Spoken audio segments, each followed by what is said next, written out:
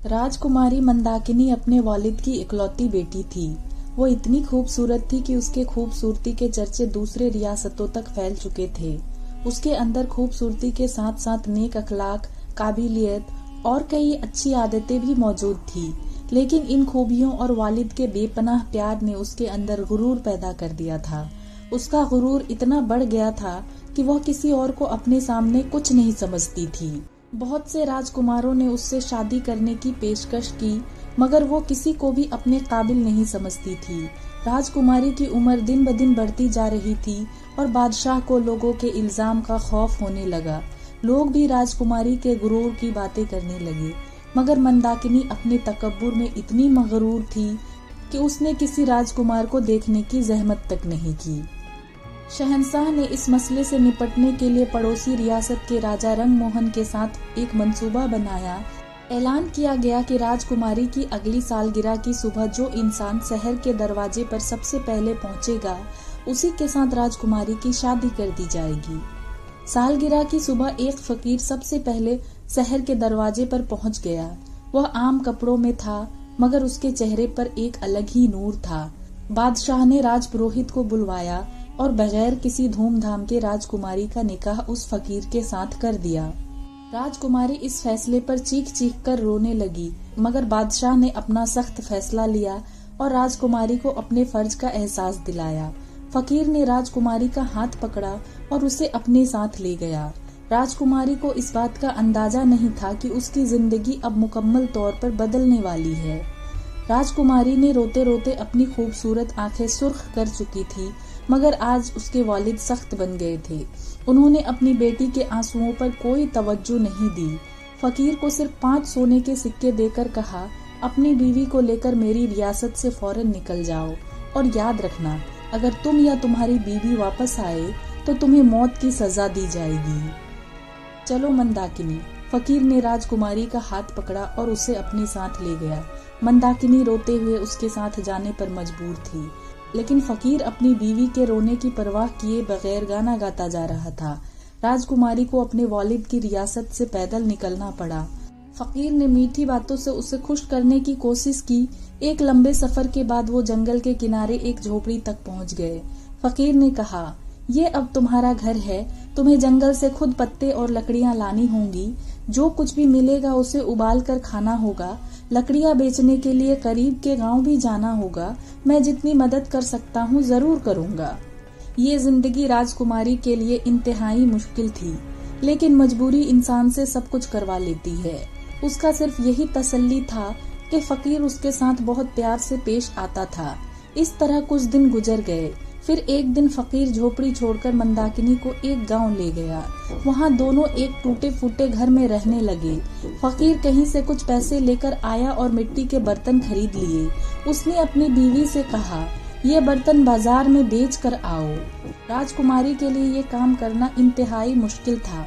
Sir पर बर्तन उठाकर बाजार जाना और उन्हें बेचना उसके लिए कभी भी आसान नहीं था, मगर उसे ये काम करना पड़ा। फकीर ने साफ साफ कह दिया था कि अगर उसने उसकी बात ना मानी तो वह उसे छोड़कर चला जाएगा। बेचारी मंदाकिनी ने बर्तन सर पर उठाए और बाजार चली गई। उससे बर्तन बेचना तो दूर, दूसरों से इज्जत के साथ बात भी करना नहीं आता था। उसने बाजार में बर्तन रखे और उनके पास खड़ी हो गई, क्योंकि जमीन पर बैठना उसे बहुत बुरा लग रहा था। वह कुछ देर वहां खड़ी रही। तभी एक घुड़सवार बाजार में आया। उसने मंदाकिनी से बर्तन की कीमत पूछी। मंदाकिनी ने धीमी आवाज में कीमत बता दी। फिर वो घुड़सवार वापस चला गया। वापस जाते वक्त उसका घोड़ा भड़क गया और घोड़े के पांव से सारे बर्तन टूट गए। घुड़सवार बिना कुछ कहे वहां से चला गया। बेचारी मंदाकिनी रोने लगी और घर वापस आ गई। उसे यकीन था कि फकीर आते ही गुस्सा करेगा। यह सोचकर दिल दहशत से भर गया था। जब फकीर घर आया तो उसने देखा कि मंदाकिनी की आंखें रोते रोते सूज चुकी थी, मगर उसने कुछ नहीं कहा। अगले दिन फकीर ने कहा, मंदाकिनी, तुम्हें कुछ नहीं आता। मिट्टी के सारे बर्तन टूट गए। अब हम इस मुश्किल से कैसे निकले? इसका एक हल है। चलो शहर चलते हैं। मैंने सुना है कि राजा रंगमोहन बहुत रहमत दिल हैं। मैं तुम्हें उनके महल में नौकरी दिलाने की कोशिश करूंगा। अगर तुम्हें नौकरी मिल गई तो मैं भी कोई काम ढूंढ लूंगा। जब कुछ पैसा जमा हो जाएगा मैं अपना खुद का काम शुरू करूंगा और तुम्हें वापस बुला लूंगा। बादशाह रंगमोहन का नाम सुनते ही मंदाकिनी ने गहरी सांस ली। कभी इस बादशाह ने उससे शादी की पेशकश की थी, आज वो रानी होती, मगर गुरूर, आज वही मंदाकिनी उस महल में एक खादिमा बनने जा रही थी और कोई रास्ता नहीं था उसके पास। मंदाकिनी शहर गई और उसे बादशाह के महल में काम मिल गया। फकीर उसे छोड़कर कहीं चला गया। मंदाकिनी का गुरूर खत्म हो चुका था, उसका मिजाज बदल चुका था। अब वो बहुत ही नरम मिजाज, मेहनती और होशियार खादिमा बन चुकी थी। बावर्ची खाने की मालकिन रंभा कुमारी उसके काम से बहुत खुश थी। बाहर का मौसम आया। ये बादशाह रंगमोहन के यौम पैदाइश था। इस दिन बादशाह अपने हाथों से तमाम नौकरों को इनाम देते थे। दूसरे नौकरों के साथ मंदाकिनी को भी दरबार में जाना था। जब तमाम नौकरों को इनाम दे दिया जा चुका, वो इज्जत के साथ जा चुके, तब उसे बुलाया गया। वो हाथ जोड़कर और सर झुकाकर तख्त के सामने खड़ी हो गई। बादशाह ने कहा, मंदाकिनी, मैं तुमसे बहुत खुश हूँ। मैं तुम्हें अपनी रानी बनाना चाहता हूँ। मंदाकिनी हैरान रह गई। उसने कहा, बादशाह सलामत, ऐसा जुल्म ना कहिए। मैं एक शादीशुदा औरत हूँ। मेरा शौहर जो कि एक फकीर है, वही मेरा सब कुछ है। मैं उनके अलावा किसी और के बारे में सोच भी नहीं सकती। वो मेरे मालिक हैं। मैं आपकी बहुत शुक्रगुजार हूँ। बराए करम मुझ पर ये एहसान कीजिए कि मेरे शौहर कहाँ हैं ये पता लगाइए और उन्हें यहाँ बुलाइए। मुझे दरबार में खिदमत करने में ही खुशी है। बादशाह रंगमोहन वहाँ से चले गए और थोड़ी ही देर में वो फकीर आ गया। मंदाकिनी ने उन्हें देखा और दौड़कर उनके कदमों में गिर गई। फकीर मुस्कुराया और कहा, मंदाकिनी, मुझे गौर से देखो तो क्या तुम्हें मेरे और बादशाह रंगमोहन के दरमियान कोई मुशाबिहत नजर नहीं आती? राजफाश हो चुका था।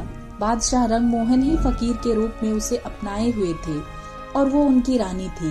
बादशाह ने कहा, मंदाकिनी, तुम्हारे गुरूर के लिए मुझे माफ करो। मेरे पास कोई और चारा नहीं था, इसलिए तुम्हारे वालिद के साथ मिलकर मुझे ये रास्ता इख्तियार करना पड़ा। नतीजा, जिंदगी में गुरूर और तकब्बुर की कोई जगह नहीं है। मुश्किल हालात हमारा गुरूर मिटाकर हमें नरम दिल और समझदार बनाते हैं। हकीकी खुशी, मोहब्बत और कुर्बानी के बगैर मुमकिन नहीं है।